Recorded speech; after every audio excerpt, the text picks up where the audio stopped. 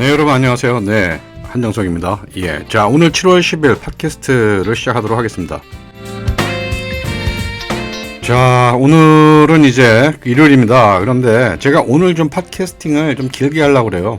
예, 좀 할 얘기가 많고 주제가 좀 여러 가지가 얽혀 있는데 그냥 여러분께서 한번 편하게 그냥 한번 틀어놓고요. 그냥 한번 들어보십시오. 그냥 제가 또 4,000시간을 채워야 되는 이 어려운 문제가 좀 있습니다. 그래서 유튜브 시작한 지 지금 한 달 좀 조금 넘었는데, 지금 구독자는 600명이 좀 넘었습니다. 그래서 많은 분들께서 참여를 해주셔서 저를 또 구독을 해주시고 해서 1000명 수준에는 지금 이제 근접을 하고 있는데, 문제는 이제 4,000시간을 채워야 되잖아요. 근데 이제 이 4,000시간 채우기가 쉽지가 않은 것 같아요. 그래서 제가 일단 오늘은 좀 길게 방송을 좀 해보려고 합니다.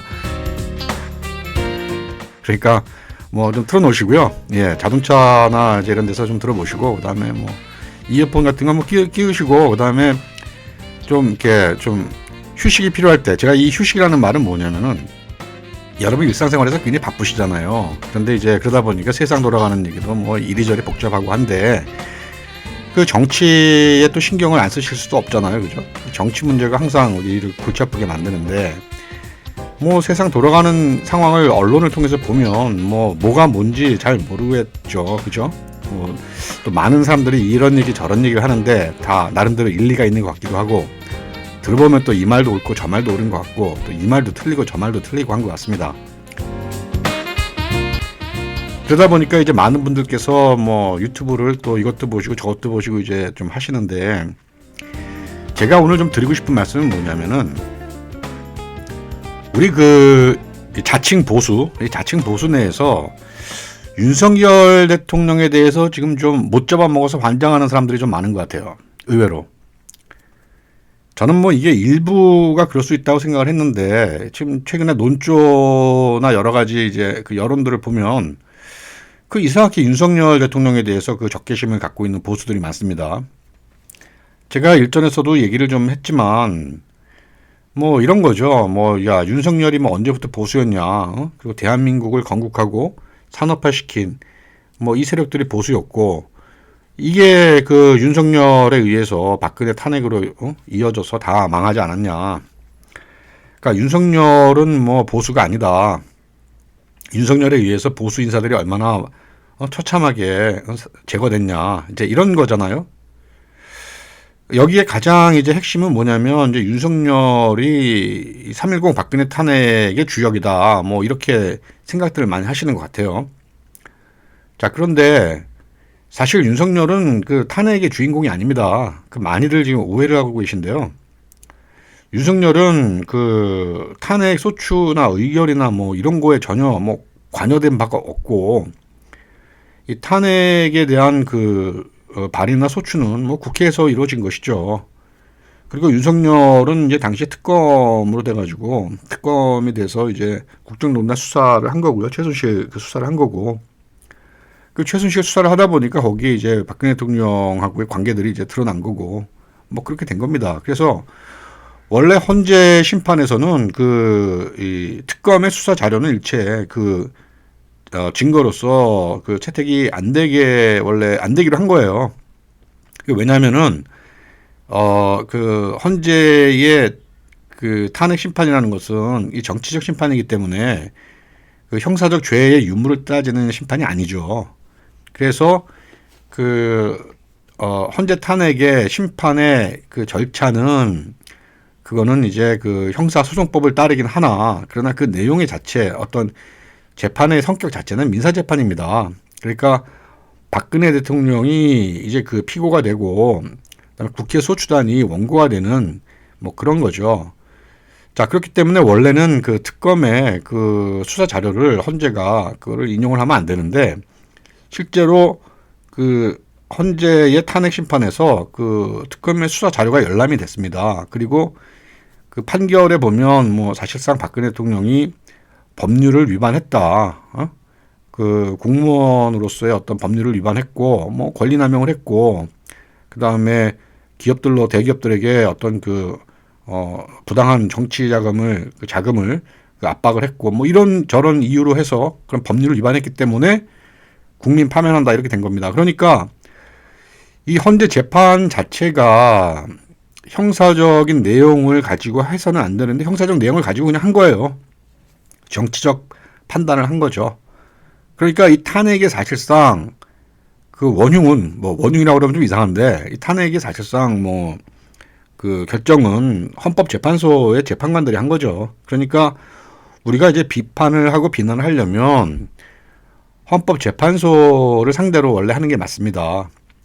국회에서야 뭐 3분의 2의 의원들이 그렇게 이제 뭐 소추를 하고 결의를 하는 건 할 수 있는 거죠. 그건 뭐 박근혜 대통령의 어떤 정치적 그런 능력이 부족했기 때문에 뭐 그걸 막지 못한 것도 있습니다. 그런데 이제 뭐 여러분 다 아시다시피 박근혜 대통령은 당시에 뭐 하야냐 자진 사퇴냐 아니면은 탄핵이냐 이 두 개의 선택을 놓고 국회의 결정을 자기는 따르겠다 이렇게 해서 탄핵을 선택한 거예요.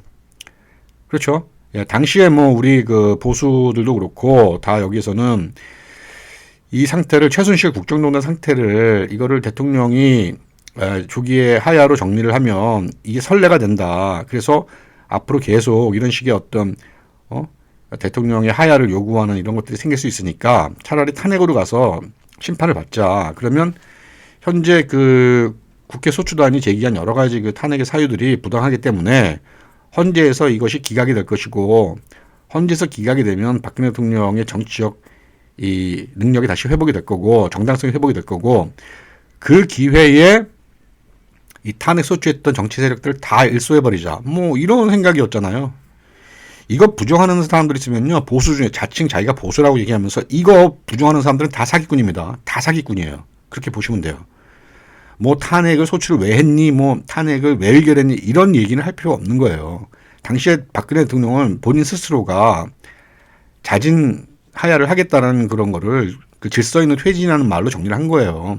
그랬다가 이제 뭐 대신에 조건을 하나 내걸은 거 아니었어요? 그때 그 국회에서 개헌하자는 뭐 이런 걸 조건을 했는데 그 국회에서 받아들이지 않으니까 그러면 니들 맘대로 해라. 그럼 나 탄핵해봐라. 이렇게 간 거예요.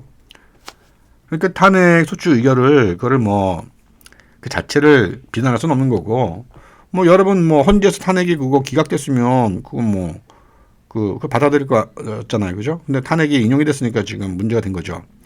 자, 그리고 여기에 윤석열 대통령은 당시에 뭐 책임이 없는 겁니다. 예, 책임이 없는 거고 다만 윤석열에게 책임을 물으려면 뭐 그 국정농단 사태 이거에 대한 수사가 정당했냐 안 했냐 그 결과가 뭐였냐 뭐 이건데 그 뭐 법원에서 대법원까지 뭐 그런 사실들이 인정이 되고 이렇게 된 거 아닙니까? 그러니까 제가 늘 말씀드리지만 지금 박근혜 탄핵에 대해서 불만이 많으신 분들은요 헌재 재심을 청구하시라니까요. 그거 운동을 하셔야 됩니다. 네?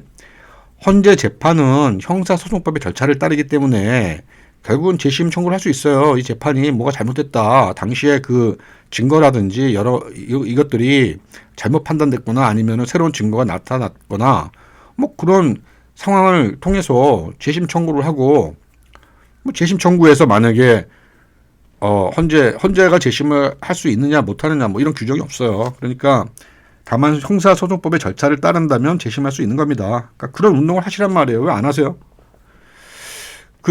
자, 얘기가 조금 이제 옆으로 샜는데, 자, 박근혜 대통령을 지지하는 분들은 윤석열 대통령을 굉장히 못마땅하죠.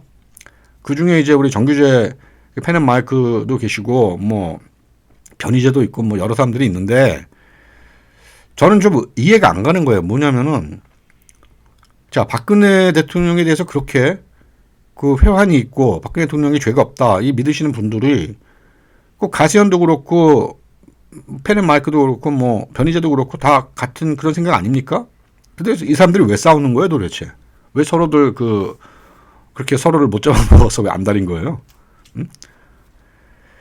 박근혜 대통령은 본인이 사면돼서 나온 다음에 그러면 자기를 지지해준 뭐 지지자들이나 뭐 예를 들어서 그 인터뷰를 처음에 했던 펜앤마이크의 정규재 대표나 뭐 예를 들어서 가세현의 뭐 그런 사람들이나 변희재나 뭐 이런 사람들 불러 모아서 나 때문에 고생 많았다 니들 내가 사실 나 억울한데 박근혜 대통령 입으로서 이렇게 말하지 않았어요? 자기 억울하다고?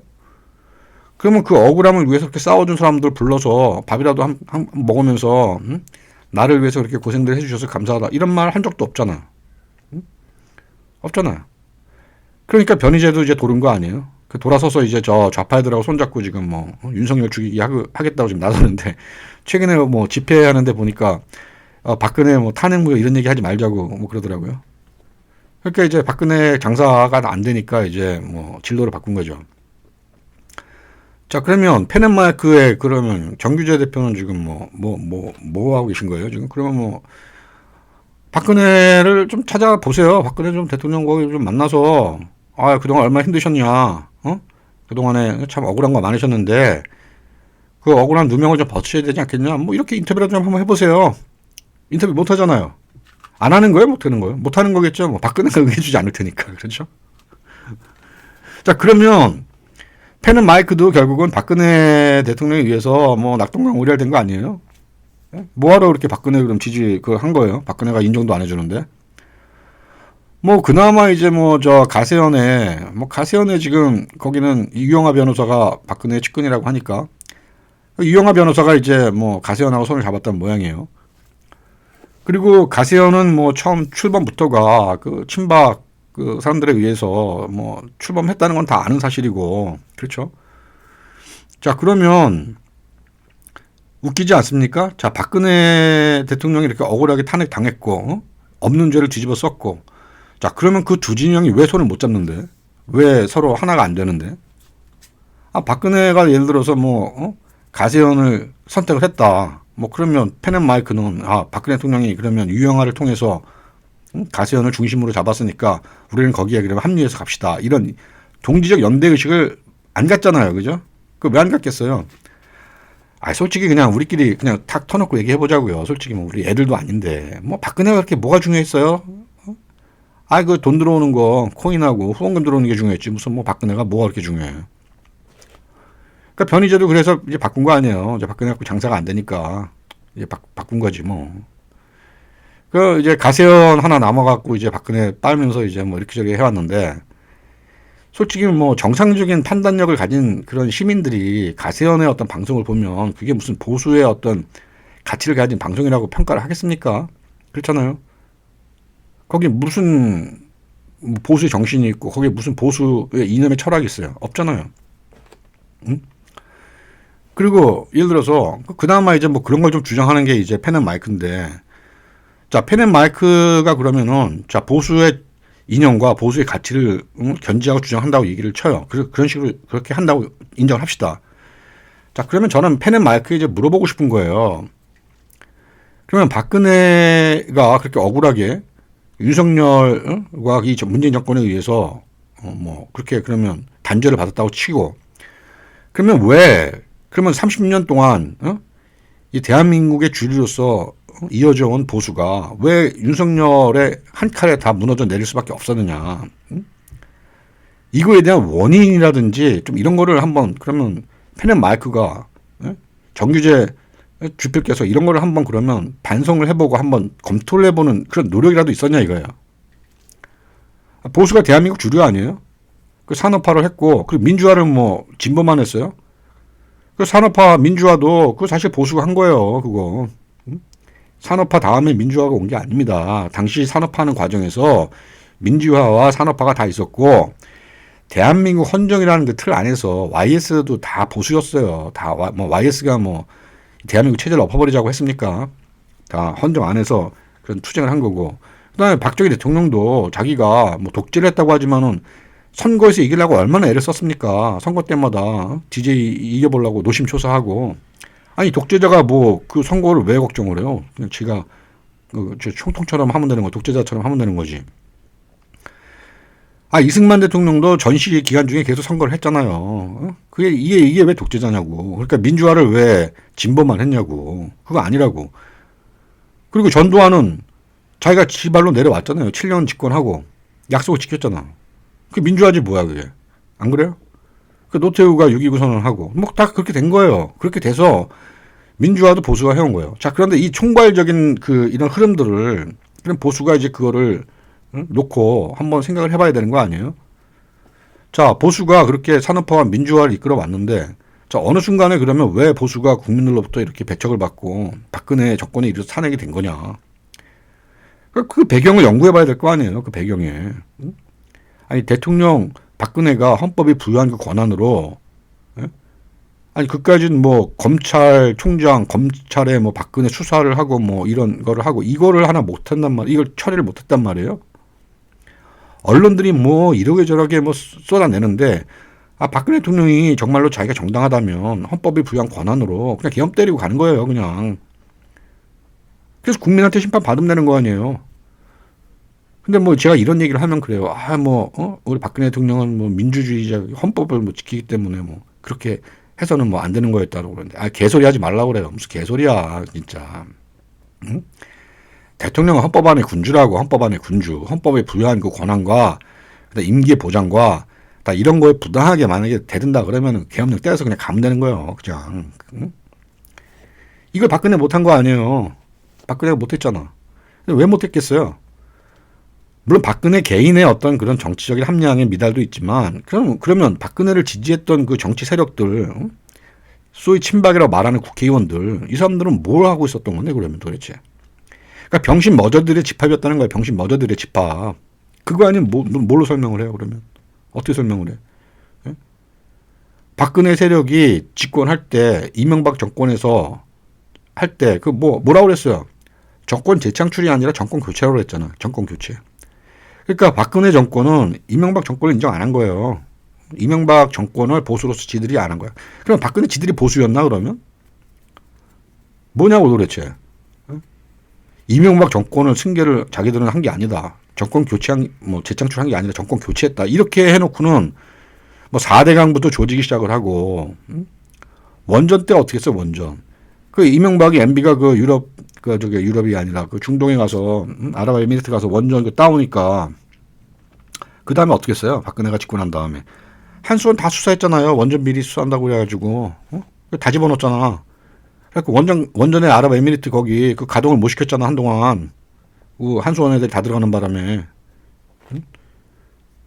아니, 그, 아랍에미리트에 원전 수출하고 뭐 이렇게 하느라고 그 뭐 하다 보면 이러저러한 문제점들이 있을 수 있는 거고, 또 그러다 보면 뭐 관행에 의해서도 이루어진 것도 있을 거고, 그런데 그걸 뭐 그렇게 다 집어넣고 말이야. 그걸 다 묶어가지고 그 사람들 개인적으로 해먹은 것도 아닌데, 뭐 절차나 이런 걸 어겼다고, 법을 어겼다고 다 집어넣어 버리고.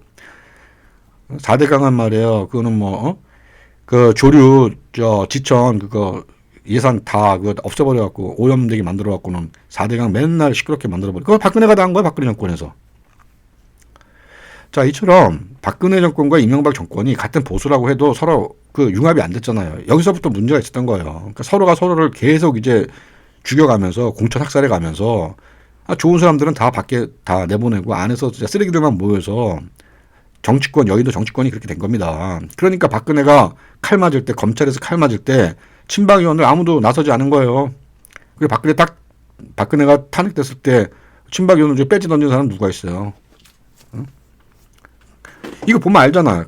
얼마나 박근혜 그 정치 세력이라는 사람들이 얼마나 참 머저리 등신 집합소였는지 알잖아. 그럼 박근혜라도 똑똑해야 될 거 아니에요? 박근혜라도 좀 현명하고. 응? 근데 아무도 진짜 이 박근혜 정권은 진짜 껍데기였단 말이에요. 그 내용은 아무것도 없고. 자, 이런 정권이 그러니까 이렇게 허접하고 허약한 정권이었기 때문에 그 검찰에서 윤석열이 이 부정부패 이 고리를 차단해서 칼을 대니까 그냥 무너져 버린 거예요. 그냥 무너져 버린 겁니다. 그리고 대통령의 지지율이라는 게 무슨 의미가 있어요? 지금 뭐 윤석열이 지지율이 뭐 낮아서 위험하네 전에 하지만 다 필요 없습니다. 그런 거는 대통령 지지율이라는 거는 선거 때나 중요한 거지. 대통령의 임기, 헌법이 보장한 임기 내에서는요, 지지율, 국민 지지율 이런 거 의미 없어요. 그거는 또 잘하면 올라갔다, 못하면 떨어졌다 하는 겁니다. 자, 그런데 이제 그런 지지율을 놓고 윤석열 정권을 가지고 이제 이게 보수의 적자가 아니기 때문에 이제 뭐 한계에 왔다. 그래서 자기들만의 따로 정치 세력을 만들어서 창출을 해서 뭐 어쩌고 저쩌고 이런 생각들을 하는 보수들이 의외로 많습니다. 자, 그런데 제가 볼 때는 한심한 거예요. 진짜 한심해요. 아니, 윤석열이 그렇게 그러면은 저 민주당과 진보로부터 욕을 먹고 있는데 그럼 보수에서 누가 보수 쪽에서 어떤 사람들이 그거를 뭐 같이 비판하면 그 언론들이 되게 싫어줄 거 아닙니까? 근데 지금 뭐 웃기잖아요. 지금 정규재 대표가 뭐 윤석열을 비판한다고 해서 언론들이 정규재 대표 말을 인용이나 해줍니까? 예? 변희재가 뭐 하면은 변희재 말을 인용을 해줘요. 뭐 일부는 저 진보하고 손잡았다고 좀 뭐 요즘엔 좀 해주는 것 같아요. 뭐 KBS에서도 뭐 좀 해주는 것 같고. 그러니 얼마나 웃기냐고. 그리고 탄핵무효 뭐 주장했던 사람들, 뭐 공병호 박사라든지 뭐 이런 사람들, 뭐 누가 얘기하면은 언론이 뭐 실어나 줘요? 안 하잖아요, 다들.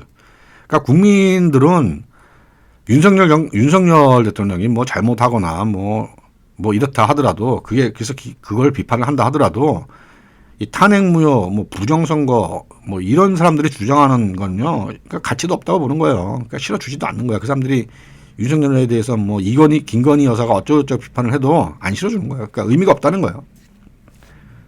그러니까 이렇게 의미 없는 사람들이 뭐 윤석열을 깐다고 해서 그러면 뭐 윤석열이 까여집니까 그게? 보수 분란만 생기지. 예? 그 태극기 부대 그 뭐 했던 분들 말이죠. 물론 저는 태극기 부대가 전 이해합니다. 왜냐면은 그분들이 되게 본인들이 20대 청춘일 때 박정희 시대의 산업화를 겪은 분들이에요. 그러니까 이 정치라는 거는 다 자기 세대의 그 정치 사회가 경험됐던 그 키워드를 가지고 화두를 가지고 살아갑니다. 이게 변하지 않아요. 그러니까 박정희 시대 때 그 20대로서의 어떤 자기가 중산층을 읽었던 분들은 박정희 대통령이 고마운 거고, 당연히 박정희 대통령이 고마우니까 박정희의 딸 박근혜도 일종의 그런 어떤 애착심이 가는 거죠. 그렇기 때문에 또 그 광화문 광장에도 그렇게 많이들 나왔고, 이거는 어쩔 수 없어요. 이거는 자연적인 현상을 저는 이해를 해요. 다만 그거를 대하는 보수의 어떤 엘리트들이라든지 지도자들이 이런 사람들이 너무 형편없다는 거예요. 정치적 감각도 없고. 군중들이 무슨 정치적 판단을 하겠습니까? 정치적 그런 철학을 갖고 있겠습니까? 군중들은 그냥 모이는 거예요. 답답하니까 모이는 겁니다. 자, 그러면 정치 엘리트들은 판단을 해야 될 거 아니에요? 그러면 예를 들어서 뭐 지난 탄핵 얘기 또 하는 거 지겹습니다 합니다만은 어쨌거나 우리가 그 탄핵을 통해 가지고 이제 헌재 심판까지 갔단 말이에요. 자, 그러면 그 다음 이후에는 그 탄핵은 그러면 이제 수용을 하든가 말든가. 탄핵 수용을 할 거면 깔끔하게 우리가 인정을 하고 가든가, 아니면 탄핵 수용을 못하겠다 그러면 정말 국회를 접수해서 가든가. 얼마 전에 며칠 전에 그 아베 수상 살해했던 그 일본 청년 말이에요. 그 웃기는 놈인데, 아니 일본은 애들은 그런 게 있는 것 같아요. 자기가 정말 이거 인정 못하겠다 그러면 액션을 하는 겁니다. 저는 당연히 그 청년을 지지하는 게 아니에요. 그런데 액션을 해요. 일본인 애들은. 미국 사람들도 그렇습니다. 자기들이 믿고 있는 신념과 가치에 만약 정치 지도자나 정치 세력이 이거를 정말 부정하고 나온다 그러면 그 사람들 액션을 해요. 그리고 미국 대통령들도 뭐 총 맞고 암살당하고 막 그러잖아요. 한국은 뭐냐? 뭐 말로는 뭐 무지하게 욕은 잘해. 하여튼 찰지게 욕들은 잘해. 그리고 뭐 이러고 저러고 뭐 하는데 액션은 아무도 없어요. 액션하는 사람들. 아무도 액션하는 사람들이 없어요. 그러니까 뭐 한국의 보수도, 진보는 지들끼리 때로 모여서 나와서 거리에서 뭐 시위도 하고 촛불도 들고 뭐 횃불도 들고 이런다고 쳐. 보수는 탄핵 때 태극기 그거 한번 들고 모인 게 전부라고요. 평화 시위, 그죠? 평화 시위. 그러니까 이 보수가 일단은 우리가 그 대한민국의 어떤 그 주류로 살아오면서 굉장히 뭐랄까요? 뭐 주류다 보니까 그럴 수 있는 거죠. 주류니까 우리가 법과 제도 이런 거에 원칙에 의해서 시위를 하더라도 평화적으로 해야 되고, 저 광주 5.18 같이 경찰서 털어갖고 무장하고 이런 게 말이 되냐, 이제 이런 생각들을 하는 분들이 많잖아요. 그런데 정치라는 거는 근본적으로 적과 동지 질서고, 그 적과 동지의 그 수준적인 차이만 있는 겁니다. 정도의 차이만 있는 거고. 그러니까 그 적과 동지에서 적이 더 이상 용납이 안 될 때는 그거는 내전으로 가는 게 맞는 거예요. 내전을 통해서 다시 주권자를 교체를 하는 게 이게 정치의 원리입니다. 그런데 우리 보수는 내전 결심 못 하잖아요. 광주 시민들은 내전 결심을 한 거 아니에요? 스스로 시민 무장항쟁을 선택을 한 거 아니에요? 근데 보수는 문재인 정권 내내 뭐 그런 거 해본 적도 없지만 설사 제 생각에는 그래요. 만약에 진짜 정권이 다시 바뀌어가지고 윤석열 정권이 실패하고 만약 이재명이 정권을 잡아가지고 뭐 진짜 사회주의를 하겠다. 만약 북한하고 해서 뭐 남북 연합을 하겠다. 이랬을 때 그 종로서 털어서 무장할 시민들이 한 명이라도 있을까? 저는 없다고 봅니다. 없다고 봐요. 그런 분들이 뭐 그렇게 윤석열을 비판하고 비난하고 뭐 그렇게 한들 그게 무슨 의미가 있어요? 지금 윤석열이 지금 이재명하고 문재인 정권의 이 비리를 진보의 적폐, 촛불 적폐, 종북 적폐 이거를 청산하도록 좀 힘을 실어줘야 될 거 아니에요. 지금 그거 해도 지금 모자를 판인데 예? 지금 뭐 그렇게들 윤석열을 뒤에서 까고 말이야. 못 잡아먹어서 안달을 내고 말이야. 그러면 그렇다고 하면 뭐 본인들이 직접 뭐 광화문 여기 모여서 종로경찰서로 털어가지고 정말 뭐 무장을 하고 윤석열이 망했을 때, 윤석열 정권이 실패했을 때 그 진보좌파의 어떤 그런 거기에 투쟁할 수 있느냐? 그런 것도 없잖아요. 다 이민 갈 사람들 아니에요? 그렇게 되면? 뭐 그렇게 윤석열을 못 잡아먹어서 안달인 거야 도대체? 응? 박근혜 아니 박근혜한테 그러면 다 얘기를 하든가. 박근혜 대통령 당신이 억울하게 이렇게 됐으니까 당신이 깃발을 들고 다시 나서십시오. 이 얘기를 하든가. 이것도 아니고 저것도 아니고 뭐야 도대체. 그냥 애들 같아 애들. 그냥 저 사탕 뺏긴 엄마한테 그저 막대 사탕 뺏기니까 애들이 그냥 짜증내고 그냥 지랄 발광하는 것 같이. 뭐냐고 도대체. 그럼 윤석열이 그러면 이 실패하면 그러면 뭐 보수 세상이 올 것 같아요? 꿈 좀 깨시라고요. 윤석열 실패하면 다 망하는 거예요. 보수는 다 망하는 거고 그때는 정말 내전으로 갑니다. 내전으로 가는데 문제는 보수에서 내전을 치를 그런 세력도 없고 인물도 없고 용기도 없어요. 아니 뭐 정규재 대표가 뭐 스스로 그러면 뭐 저 5.18 같이 본인이 그러면 뭐 무장항쟁 선도에 나설 거예요? 그런 것도 아니라고. 누가 나설 건데 그러면? 뭐 부정투표 주장하는 뭐 그런 사람들이 나설 거예요? 그런 것도 아니잖아. 자, 그래서 제가 이제 뭐 얘기를 좀 길게 하고 싶은데 힘이 들어서 많이 못하겠네. 덥기도 하고요. 자, 이 보수가 정신을 좀 차려야 돼요. 정신 차려야 되는데 지금 윤석열 정권은 이 보수가 다시 자신을 반성하고 다시 개혁하고 다시 일어서는 그 보수 부활의 일종의 그 과도기라고 보셔야 돼요. 그리고 윤석열을 활용을 해야 돼요. 활용을 해야 되는데 그 윤석열을 활용하기 위해서는 보수가 먼저 스스로 반성을 해야 됩니다. 우리가 왜 이렇게 됐나? 왜 이렇게 됐나?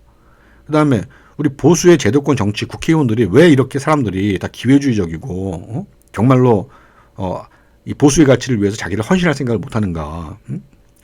이런 문제를 고민을 하고 그러면 우리가 시민으로서 또 주권자로서 어떤 생각을 하고 어떤 행동을 해야 될 것인가 이거에 대한 좀 고민을 해야 된단 말이에요.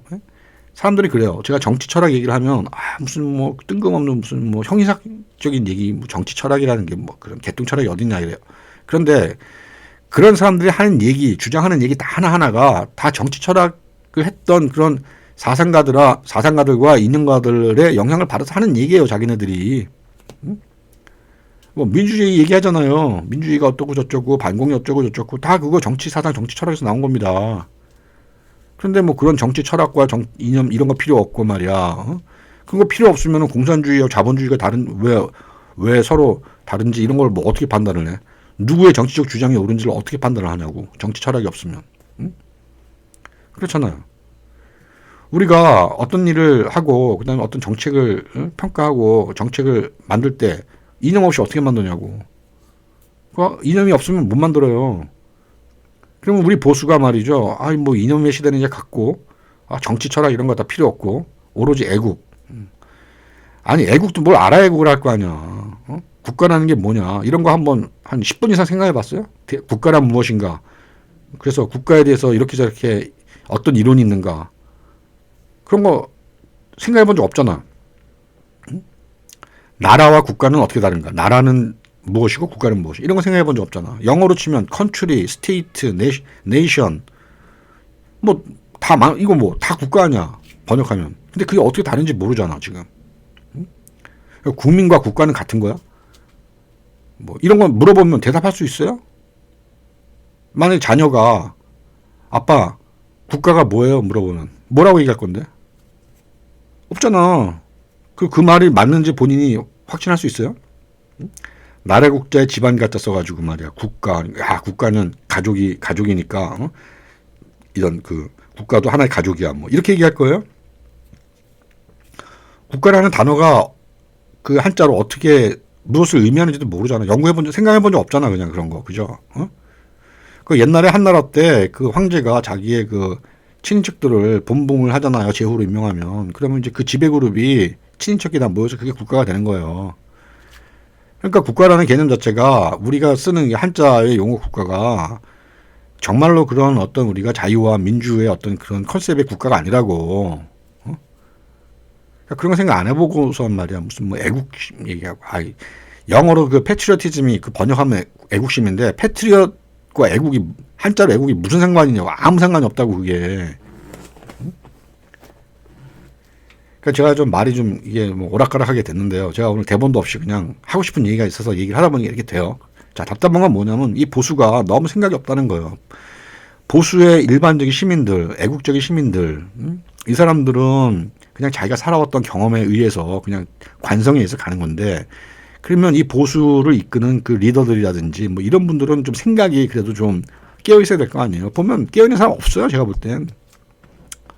뭐 솔직히 뭐 이렇게 말하면 또 잘난 척한다고 할 수 있겠는데, 제가 볼 때는 그냥 이 보수의 그룹 내에서 제가 페이스북도 보고 뭐 사설도 보고 다 하는데, 깨어있는 사람은 정말 소수입니다. 정말 소수인데 이분들이 영향력이 또 없어요. 보수 내에서. 다 뭐 유튜브나 이런 거 하면 다 뭐 사이다나 먹으려고 들지. 사이다나 팔아야 뭐 코인이나 내주고. 예? 목마른 사람한테, 당뇨병 걸린 사람한테 사이다 그거 퍼 먹이면 뭐하냐고. 그거 당뇨병이 낫냐고. 그 가세현이 계속 그짓거리 하고 있는 거예요. 예? 그짓거리 하고 있고. 그러면 그 펜 앤 마이크라도 좀 뭔가 이 보수에 저거라면 좀 제대로 자기 보수 정치 철학이나 이런 걸 붙잡고 좀 가든가. 그것도 아니고 말이에요. 얼마 전에 뭐 이준석 그 대표 그 징계 난 거 뭐 그 1시간짜리 뭐 그 라이브 하는 거 봤는데, 거기 뭐 무슨 논설위원인가 뭐 교수 한 사람이 뭐 하더라고요. 근데 아니 무슨 뭐 교수란 사람이 나와서 뭐 1시간 동안 떠드는데 무슨 말맹이도 없고 내용도 없고, 이준석이가 뭐 탄핵된 게 윤핵관의 뭐 의도고 뭐 맨날 그런 얘기는 하고 있고. 어떻게 그런 교수가 말이죠. 뭐 그런 식으로 해서 그 유튜브에 나와서 1시간을 하냐고. 하긴 뭐 교수들이 정말 제대로 된 교수라면 자기 연구하느라고 자기 1시간, 시간이 뭐 1시간도 아까운 사람들이 나와서 그런 거 하는 것도 좀 우습긴 한데, 하려면 좀 제대로 될 거 아니야. 무슨, 그래도 교수라는 사람이 전문성이 있어야 될 거 아니에요. 정치적 논평을 하려면. 윤핵관의, 아니, 그거는 현상이지, 씨발. 그게, 죄송합니다. 여기 또 나오네. 그게 이준석의 그 징계에 그게 아니잖아요. 그 징계될 사유가 있고, 이거에 대한 찬반이 되니까 진영이 생긴 거 아니에요. 윤핵관에서 그렇게 된 거 아니에요. 그러면 이준석이가 제대로 그러면은, 국민의힘의 당대표로서, 당원으로 정치가로서, 이 친구가 그대로 제대로 해왔나? 이걸 평가해줘야 될 거 아니야. 그걸 무슨 윤핵관에 의해서, 그거 누가 몰라, 그거? 그런 걸 1시간씩 하고 앉아있단 말이야, 지금.